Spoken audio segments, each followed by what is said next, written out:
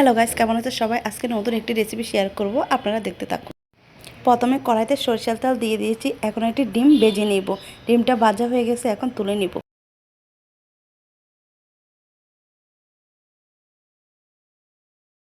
ওই কড়াইতে আরেকটু তেল দিয়ে দিলাম। এখন পেঁয়াজ, রসুন, কাঁচামরিচ কুচি দিয়ে দিব। এরপর পরিমাণ মতো লবণ দিয়ে একটু নেড়েচেড়ে দিব। এরপর দিয়ে দিব টমেটো কুচি। এরপর দিয়ে দিব হলুদ, মরিচ, জিরার গুঁড়া, ধনিয়ার গুঁড়া, সামান্য পানি দিয়ে দিব। এখন ভালোভাবে কষিয়ে নেব।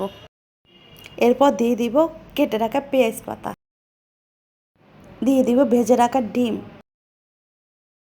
এখন ভালোভাবে আরেকটু কষিয়ে পরিমাণ মতো পানি দিয়ে দিব। এই রেসিপিটা এতটা মজা, না রান্না করলে বুঝতে পারতাম না। আমার রান্নাটা যদি ভালো লেগে থাকে লাইক কমেন্ট শেয়ার করবেন। রান্নাটা প্রায় হয়ে গেছে, এখন ধনিয়া পাতা দিয়ে দিব। ধনিয়া পাতা দেওয়া হয়ে গেছে, এখন একটু নেড়ে চেড়ে দিব। এরপর বাটিতে তুলে নিব। দেখুন কত সুন্দর লোভনীয় লাগছে ফাইনাল লুক। ধন্যবাদ।